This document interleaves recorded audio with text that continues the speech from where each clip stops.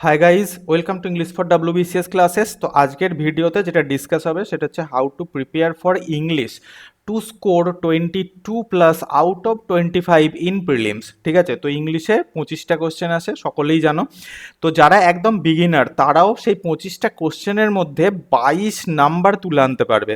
এবং এখানে আমি কিছু চ্যাপ্টার্সের নাম ডিসকাস করব, যেখান থেকে তুমি 20 কোয়েশ্চেন্স কমন পাবেই পাবে। ওই চ্যাপ্টারগুলো থেকেই 20টা কোশ্চেন তুমি কমন পাবে। আমি এই চ্যানেলেই থাকলাম, এটা আমার হোয়াটসঅ্যাপ নাম্বার। তুমি প্রিলিমস দিয়ে এসে, ঠিক আছে, প্রিলিমস এক্সাম যেদিন হবে সেদিনকে প্রিলিমস দিয়ে এসে তুমি আমাকে মেসেজ করবে যে আমি এই ভিডিওতে ঠিক বলেছি না ভুল বলেছি। ওকে, তো চলো স্টার্ট করি। তো তার আগে তোমাকে একটা জিনিস জানতে হবে যে 25 MCQs আসে তার অ্যাকচুয়াল ট্রেন্ড কি। তার অ্যাকচুয়াল ট্রেন্ড হচ্ছে মোটামুটি ধরে রাখো 85 to 90% পিওর গ্রামার, ঠিক আছে, এখান থেকে আসবে। আর যে 15 or 10% কোয়েশ্চেন সেটা ওয়ার্ডস রিলেটেড আসবে। অর্থাৎ কি, তোমাকে যে ম্যাক্সিমাম টাইম, ম্যাক্সিমাম যে এফোর্ট সেটা হচ্ছে পিওর গ্রামার শেখার পিছনে খরচা করতে হবে। তুমি যদি এই জায়গাটা মিস করে যাও তাহলে তুমি কিন্তু যে 22+ আমরা যে তোমাকে এই টার্গেট পয়েন্টটা দিচ্ছি এবং গ্যারান্টি দিচ্ছি যে এটা তুমি পাবেই পাবে, এটা কিন্তু মিস হয়ে যাবে যদি তুমি এই পয়েন্টটার উপরে কোনোভাবে মিস করে যাও। তো পিওর গ্রামার কত থেকে কত মনে রাখবে, ক্লাস 8 থেকে ক্লাস 12 পর্যন্ত পিওর গ্রামারে যা যা আছে সেটা তোমাকে করে যেতে হবে। ঠিক আছে, তো চলো স্টার্ট করি। সবার আগে তোমাকে জানতে হবে চ্যাপ্টার্স। তো আমি বলেছি এখানে কিছু চ্যাপ্টার্স তোমাকে আমি ডিসকাস করব। তো ভিডিওটাকে চলো আমরা 5টা স্টেপে ডিভাইড করি।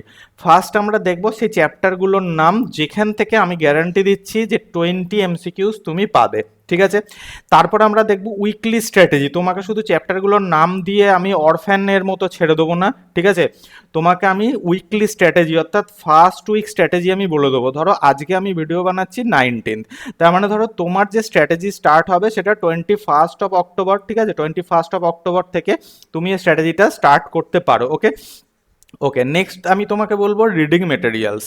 ঠিক আছে, রিডিং মেটেরিয়ালস বলতে যে বুকস তোমাকে ফলো করতে হবে বা বুকসের পাশাপাশি যদি কিছু ফলো করতে হয় সেগুলো তোমাকে বলে দেবো। অ্যান্ড ফোর্থ হচ্ছে কি না, প্র্যাকটিস সেটস। ঠিক আছে, তো ফ্রি প্র্যাকটিস সেটও পাওয়া যাবে, পেড প্র্যাকটিস সেটও পাওয়া যাবে, তোমার বইতেও প্র্যাকটিস আছে, সেগুলো করতে পারো। তো সেগুলো নিয়ে আমি কিছু ডিসকাস এখানে কথা বলবো। And lastly, if you don't have a book, যদি তোমার কাছে বই না থেকে থাকে, তোমার কাছে যদি ভালো স্ট্যান্ডার্ড গ্রামার বুক না থেকে থাকে বা তোমার কাছে যদি মেটেরিয়ালসের অভাব হয়, তাহলে তুমি কি করতে পারো, কারণ দেখো প্রিলিমস আর 90 ডেজের মধ্যে, ঠিক আছে, এটা আশা করা যাচ্ছে যে WBCS প্রিলিমস 2024 আর 90 ডেজের মধ্যে কিন্তু কন্ডাক্ট হয়ে যাবে। যার জন্যে 90 ডেজ এই টাইমে কেউ নতুন বই কেনে না, নতুন বই পড়া স্টার্ট করে না। এই সময় একদম সাজেস্টিভ এবং কিছু ক্রিপসি মেটেরিয়ালস নিয়ে পড়াশোনা করতে হয়। তো সেগুলো আমি এখানে ডিসকাস করবো। তো চ্যাপ্টার্সগুলো দেখে নিই। ফার্স্ট অফ অল তোমাকে জানতে হবে কাইন্ড অফ সেন্টেন্স। ঠিক আছে, কাইন্ড অফ সেন্টেন্সের মধ্যে অনেক ধরনের সেন্টেন্স থাকে। কেন, দেখো তুমি যদি কাইন্ড অফ সেন্টেন্স না জেনে থাকো তাহলে কিছু কিছু চ্যাপ্টার্স আছে যেগুলো তুমি বুঝতে পারবে না। যার জন্য কাইন্ড অফ সেন্টেন্স তোমাকে জানতে হবে। এই চ্যাপ্টারটা মানে পড়ে মনে হবে যেন আমি কি পড়লাম, কিছুই তো হলো না, একদম বাচ্চাদের চ্যাপ্টার না। এর মধ্যে থেকেই তোমাকে কোয়েশ্চেন তুলে দেবে এবং অন্যান্য চ্যাপ্টার বুঝতে এইটা তোমাকে হাইলি হেল্প করবে। নেক্সট হচ্ছে পার্ট অফ স্পিচ। ঠিক আছে, পার্ট অফ স্পিচের মধ্যে স্পেশালি যেগুলো তোমাকে মেনলি পড়তে লাগবে সেগুলো হচ্ছে অ্যাডভার্ব। ঠিক আছে, অ্যাডভার্বের ইউজ তোমাকে যেটা পড়তে লাগবে সেটা হচ্ছে কনজাংশনের ইউজ। ঠিক আছে, এই কনজাংশন তো মানে ভয়ঙ্কর একটা ব্যাপার। এই কনজাংশনের ওপর অনেক কিছু ডিপেন্ড করে। তোমাকে প্রিপোজিশন পড়তে হবে, তাই না, তোমাকে কিছু প্রোনাউন্স জানতে হবে, প্রোনাউন্সের খেলা। ধরো একটা প্রোনাউন ইয়োর আর একটা ধরো তোমাকে ওয়ার্ড দিল ইয়োর্স, এই দুটোর মধ্যে তোমাকে জিজ্ঞাসা করবে কে প্রোনাউন, তুমি বলবে এটা প্রোনাউন এটাও প্রোনাউন। তাহলে তোমার কি এখানে কাটা চলে যাবে, কেন না এইটা প্রোনাউন কিছু কিছু কেসে হয় না, এটা ম্যাক্সিমাম কেসেই প্রোনাউন হয় না। কেন হয় না সেটা তোমাকে জানতে হবে। এটা কেন প্রোনাউন, এটা যদি প্রোনাউন হয় তাহলে এরপরে কি আমি ডাইরেক্ট ভার্ব, ফাইনাইট ভার্ব বসাতে পারি? তাহলে এই যে পয়েন্টসগুলো, এই পয়েন্টসগুলো তুমি যদি না জানো তাহলে কিন্তু হয়তো নেগেটিভ মার্কিংই কপালে জুটবে এবং পড়ার পরেও মনে হবে যেন আমি তো এই চ্যাপ্টারটা পড়ে এসেছিলাম, তাহলে আমি কেন পারলাম না। যার জন্য পার্ট অফ স্পিচের ওপরে একটা ভালো নলেজ রাখা দরকার। ডিটারমিনার্স, ডিটারমিনার্সের মধ্যে এ, এন, এবং দা, এই তিনটে ডিটারমিনার্স তো আছেই, কিন্তু এছাড়াও কিছু ডিটারমিনার্স আছে যেগুলো পড়ে যেতে হয়, সেগুলো জানতে হবে, সেগুলোর ইউজ তোমাকে জানতে হবে। ওকে, সাবজেক্ট ভার্ব এগ্রিমেন্ট, এটা তো মানে মোস্ট ইম্পর্টেন্ট, মানে মোস্ট একদম ভ্যালুয়েবল চ্যাপ্টার যাকে বলা হয়, কারণ এর ওপরে সমস্ত অ্যাডভান্স গ্রামার ডিপেন্ড করে। Verb to verb agreement, verb to verb agreement কি, যেমন দেখো আমি যদি হ্যাভ বসাই তারপরে আমাকে ভি3 বসাতে হবে, তাই না? আমি যদি হ্যাজ বসাই তাহলে হ্যাজের পরে বি ভার্বের আমাকে বিন বসাতে হবে। আমি যদি বিন বসিয়ে দিই একবার, তারপরে আমাকে ভি1 এর সঙ্গে আইএনজি বসাতে হবে। এই যে সম্পর্কগুলো, এগুলো জানতে হবে, যেগুলো উইক, যারা তোমার এই ইংলিশে যাদের গ্রিপ একদম কম, তারা কিন্তু ভালোভাবে পারে না, আর এরখান থেকেই কোশ্চেন জিজ্ঞাসা করা হয়। বেসিক টেন্সেস অ্যান্ড এটার যে ইউজগুলো আছে সেটা তোমাকে জানতে হবে। বেসিক টেন্স বলতে মানে টেন্স মোটামুটি ধরো তিনটে টেন্সের ওপর 12টা সাবটেন্স আছে, তোমাকে সবকটা টেন্সই মোটামুটি একটা নলেজ রাখতে হবে। ভয়েস চেঞ্জ, তুমি যখন টেন্স ভালো ভালো করে মানে শিখে যাবে, voice change, active passive voice change থেকে তুমি দুটো এমসিকিউজ আশা করতে পারো যে আসবেই আসবে। ওকে, তাহলে 6টা চ্যাপ্টার আমি এখানে দেখলাম। এরপরে দেখো ইন্ট্রোডাকশন অফ ক্লজেস, ঠিক আছে? ক্লজটা খুব ইম্পর্টেন্ট জিনিস, কারণ simple, complex, compound, direct indirect speech, এগুলো সবই ক্লজের উপর ডিপেন্ড করে। কন্ডিশনাল সেন্টেন্স, তাহলে বেসিক ক্লজ কারেকশনের উপরে তোমাকে নলেজ থাকা জরুরি, খুবই জরুরি। আর যে চ্যাপ্টারগুলো আমি এখানে ডিসকাস করছি, এগুলো শুধু প্রিলিমসের জন্য না, মেন্সেও কাজে লাগবে। প্রিলিমস তোমার যদি ক্লিয়ার হয়ে যায়, তাহলে মেন্স পজিটিভলি এগুলোর উপর ডিপেন্ড করবে, তোমার রাইটিংকে আরও বেশি এনরিচ করবে। ডাইরেক্ট ইনডাইরেক্ট স্পিচ, যাকে আমরা ন্যারেশন চেঞ্জ বলি, তুমি ধরে রাখো 2023-র যে প্রিলিমস হয়েছিল সেখানেও কিন্তু দুটো এমসিকিউজ ছিল, তাহলে 2024-এও আমরা 2 থেকে 3 এতগুলো এমসিকিউজ আশা করতেই পারি।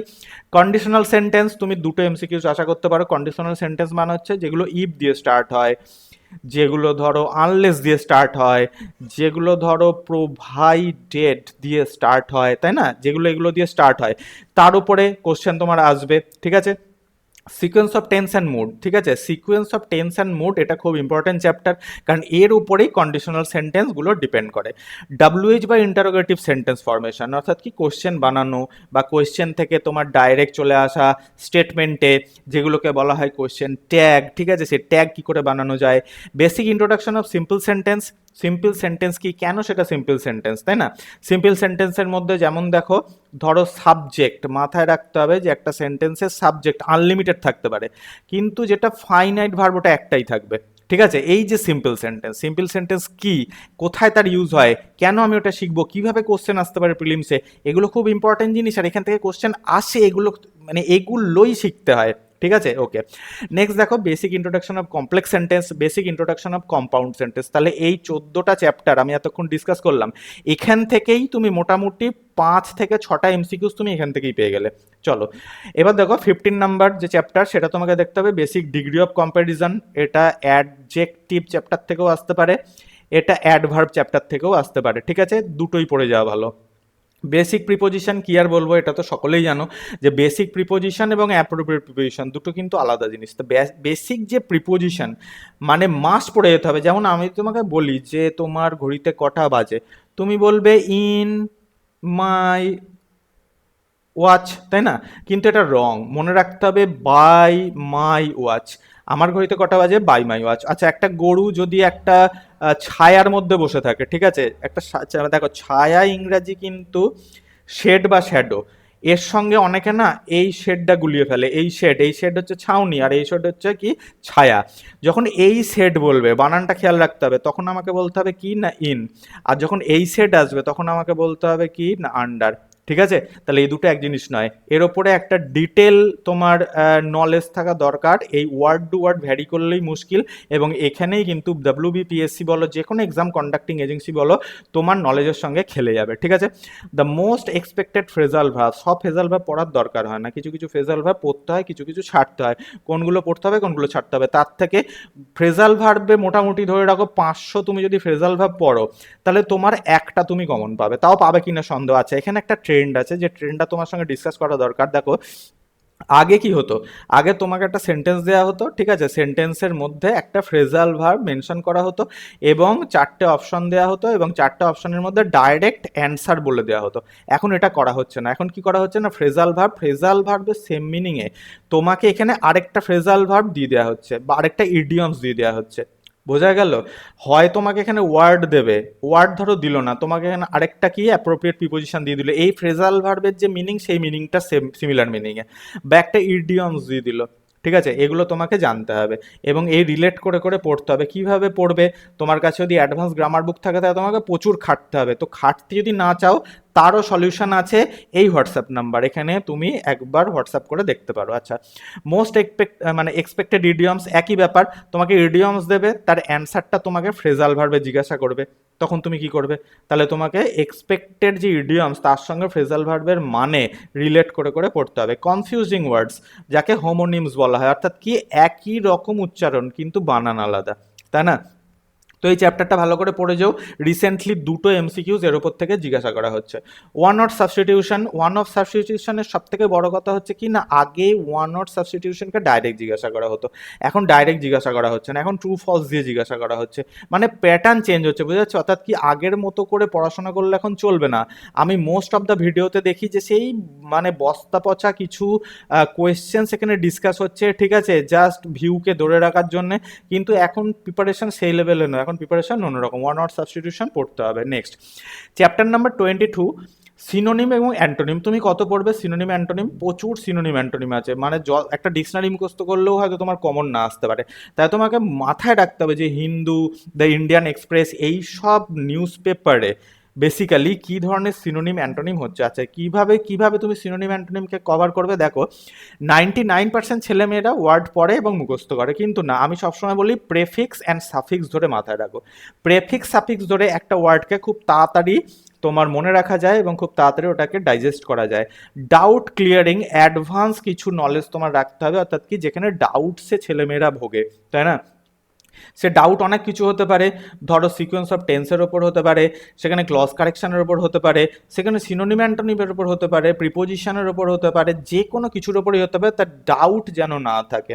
বইটাকে সেভাবে পড়তে হবে, বইয়ের ভেতরে যে সিনট্যাক্স চ্যাপ্টার আছে সেখানে যেন ডাউট না থাকে। ওকে, ইন্টারজেকশন এবং তাদের যে ইউজ, ইন্টারজেকশন অর্থাৎ বিভিন্ন ধরনের, যেমন ধরো ফাই, তাই না, যেমন ধরো অ্যালাস, এই ধরনের ইন্টারজেকশন এবং তাদের ইউজ, কোথায় ইউজ করব, কেন ইউজ করব, এগুলো জানতে হবে। একটা কোশ্চেন তুমি এখান থেকে এক্সপেক্ট করতে পারো।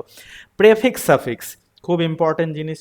প্রেফিক্স সাফিক্স তোমাকে এখানে ভালোভাবে রেডি করতে হবে, যত রকমের প্রেফিক্স সাফিক্স হয়। আচ্ছা, এখানে একটা কথা তোমাদের সঙ্গে ডিসকাস করা দরকার, সেটা হচ্ছে দেখো, প্রেফিক্স সাফিক্স যখন তোমরা পড়বে তখন পজিটিভলি যে তোমার স্পেলিং, ঠিক আছে, স্পেলিং চ্যাপ্টারটা একবার অবশ্যই দেখে যেও হালকা ফুলকা, অর্থাৎ কি কীভাবে বানান ঠিক করা যায় এবং তার যে রুলসগুলো আছে, খুবই সহজ রুলস, এমন কিছু কঠিন না, রুলস জানলে বানান ভুল হওয়ার সম্ভাবনা বেশি থাকে। যেমন দেখো, সিভিসি অর্থাৎ কি কনসোনেন্ট, ভাওয়েল অ্যান্ড কনসোনেন্ট, যদি আমার এই ফরম্যাট থাকে তাহলে অনেক সময় আমাদের এই যে সিভিসি, এই যে সিটা, এই সিটাকে ধরে এবং তার আগে ভিটাকে ধরে এর পরের কিছু যেটা আমরা তোমার সাফিক্স হিসাবে যোগ করি, সেটায় কি চেঞ্জ আসে, এটা তোমাকে জানতে হবে। ঠিক আছে, এটা খুব ইম্পর্ট্যান্ট একটা ব্যাপার। আচ্ছা, নেক্সট পয়েন্ট হচ্ছে আন্ডারস্ট্যান্ডিং টেন্স।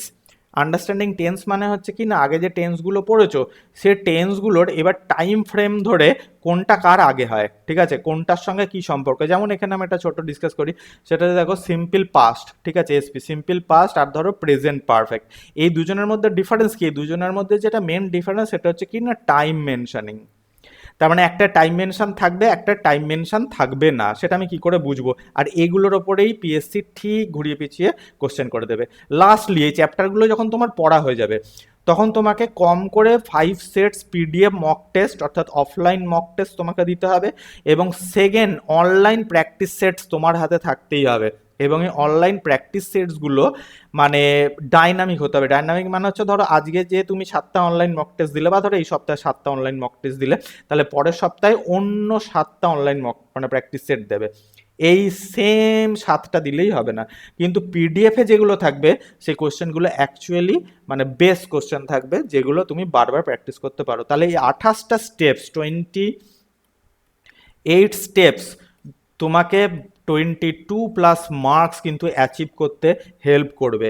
এখন মনে হবে অনেক কিছু কথা এখন মনে হতে পারে, কিন্তু তুমি এক্সাম যেদিন দিয়ে আসবে সেদিন এই ভিডিওটা এসে খুঁজে বা এই হোয়াটসঅ্যাপ নাম্বার আমাকে কমেন্ট করে জানাবে যে এই চ্যাপ্টারগুলো পড়ে গিয়ে এবং এইরকমভাবে রেডি করে গিয়ে তুমি কটা কোশ্চেন কমন পেয়েছো, কটা কোশ্চেন পেরেছো। এবার দেখো উইকলি স্ট্র্যাটেজি, যাদের মানে ইংলিশের গ্রিপ খুব কম, ঠিক আছে, মানে খুবই উইক যারা স্টুডেন্ট, তারা কি করবে দেখো। সবার প্রথমে বলি, তুমি 21 অক্টোবর থেকে, ঠিক আছে, অক্টোবর থেকে এই উইকলি স্ট্র্যাটেজি ধরো স্টার্ট হলো, ঠিক আছে। আমি তোমাদের পরপর প্রত্যেক সপ্তাহে উইকলি স্ট্র্যাটেজি শেয়ার করে দেবো, তো আমার সঙ্গে যুক্ত থাকতে পারো।